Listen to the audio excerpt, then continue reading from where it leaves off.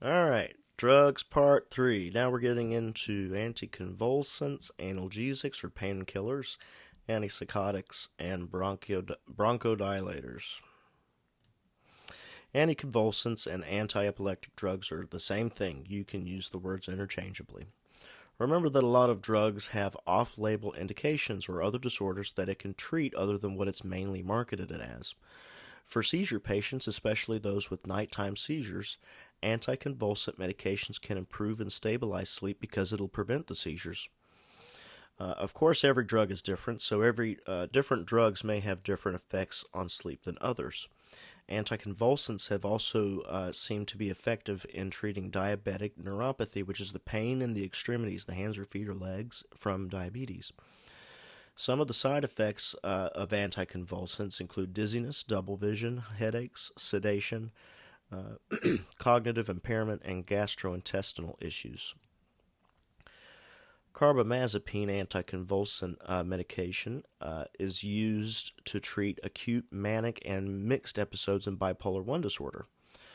Carbamazepine works by modulating or changing voltage-gated sodium channels, causing inhibition of action potentials and decreased synaptic transmission. Very simply, it slows down the signals in the brain. We can expect it to decrease REM time, REM density, and sleep latency, and to increase slow-wave sleep. Phenytoin is a medication used in the management and treatment of epilepsy, tonic-clonic seizures, complex partial seizures, and status epilepticus. Phenytoin works by blockade of voltage-dependent membrane sodium channels responsible for increasing the action potential, again, slowing the brain down.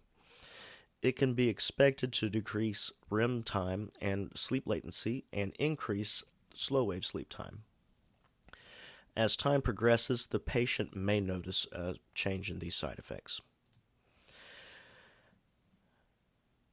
Sodium valproate, also branded as Depakote or Dizantil, is used to treat epilepsy and bipolar disorder. It's occasionally used to prevent migraine disorders and treats bipolar manic episodes.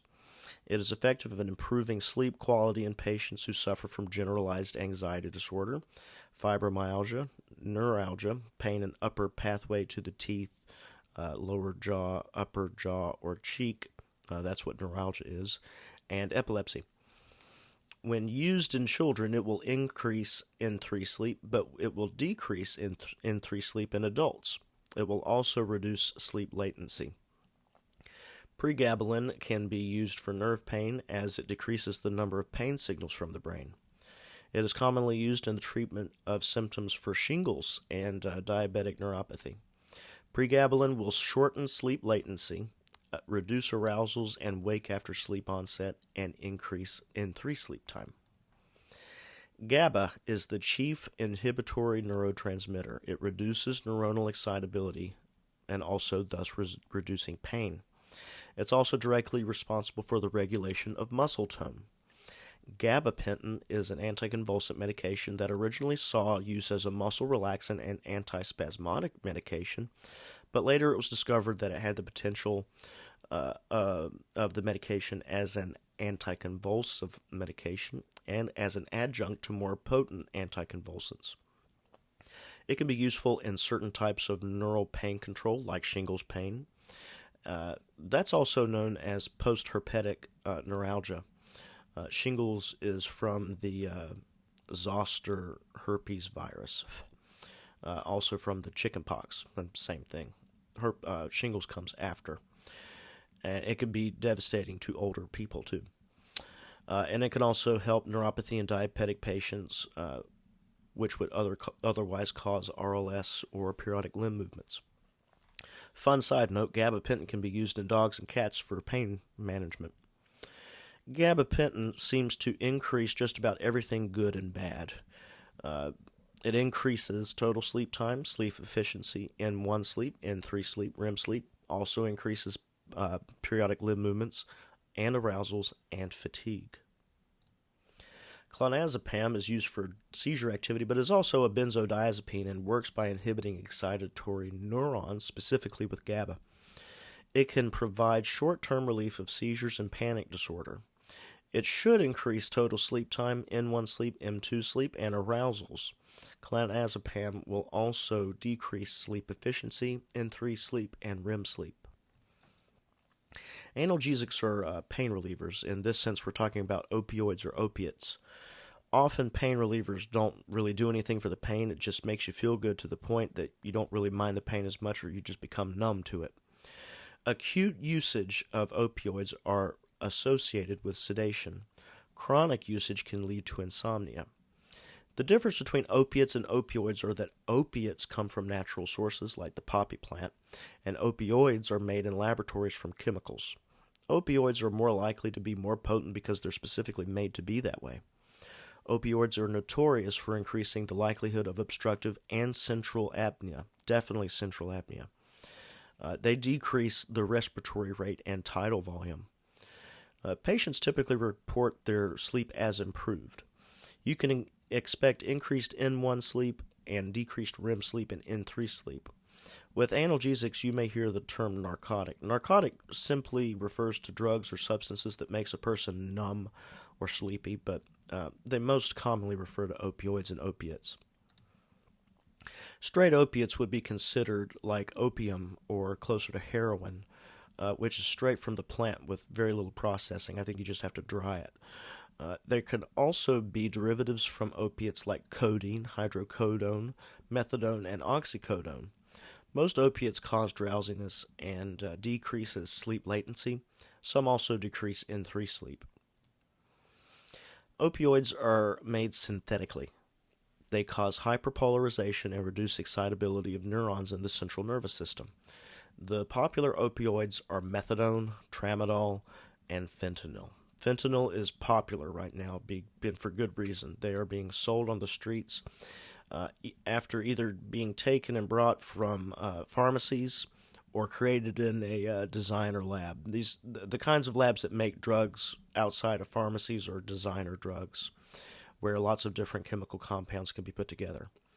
Ecstasy is a popular designer drug. It usually contains a bunch of different drugs like MDMA and cocaine.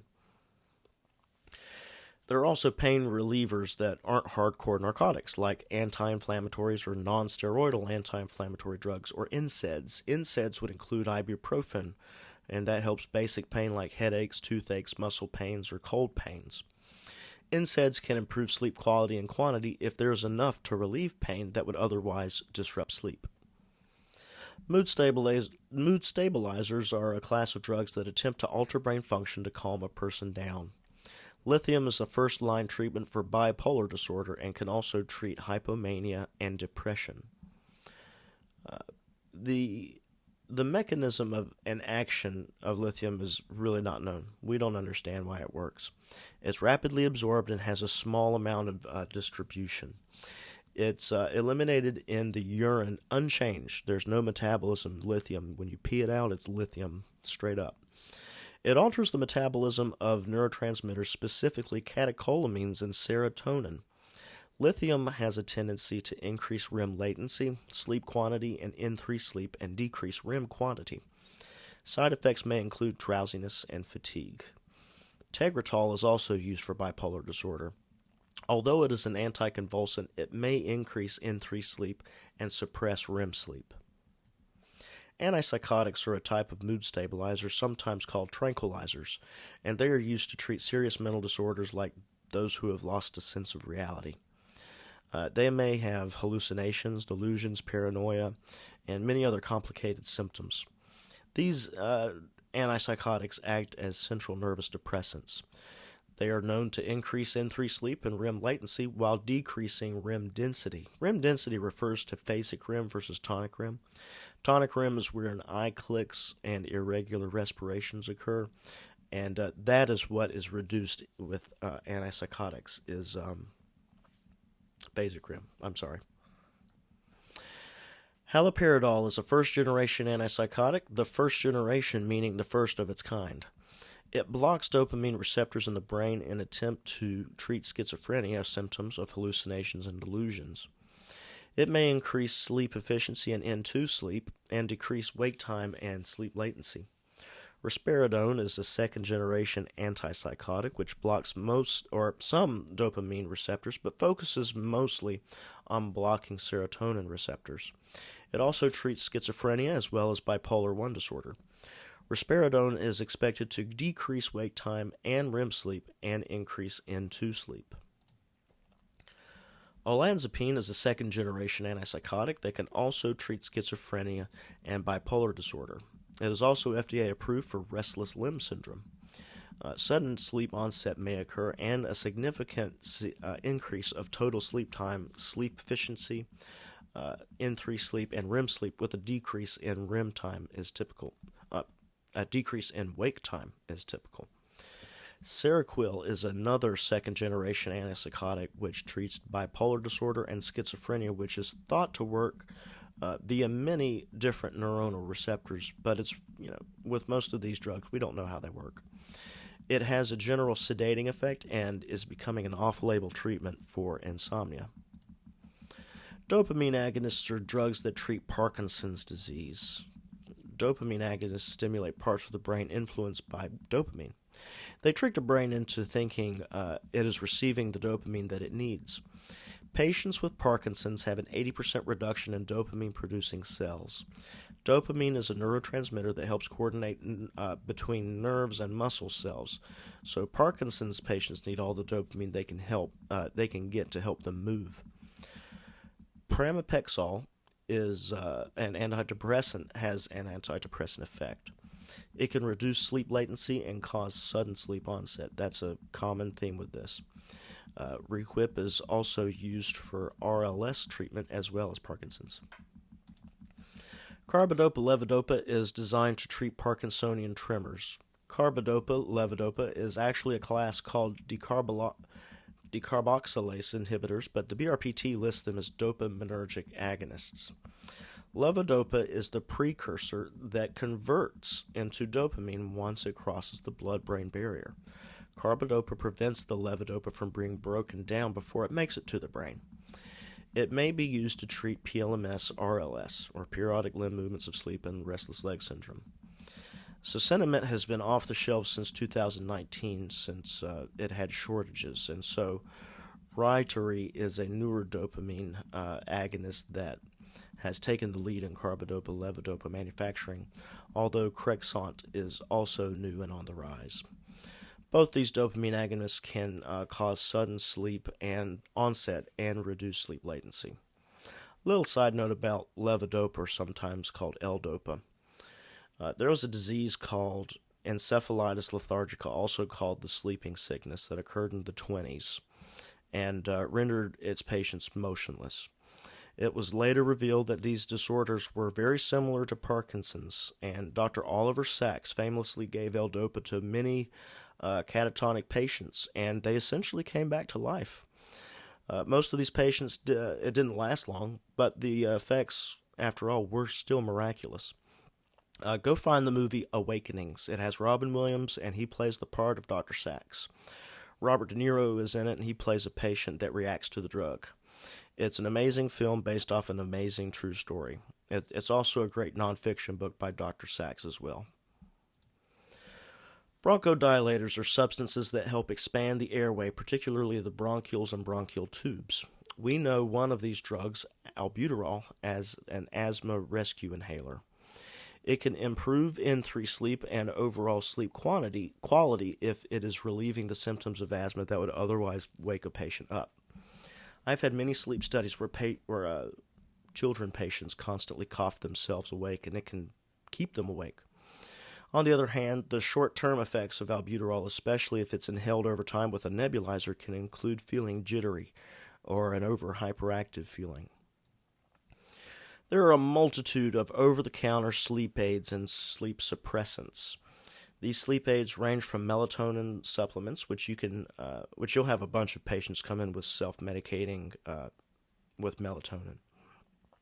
And these people have no idea how much to take, so usually if they think they're going to have a real hard time sleeping, they'll take the largest dose. Years ago when I spoke to Mary Carskadden, I asked her about melatonin because I saw a lot of children coming in, and she had seen some research that had success with microdosing milligrams instead of 2 or 5 or 10 milligrams.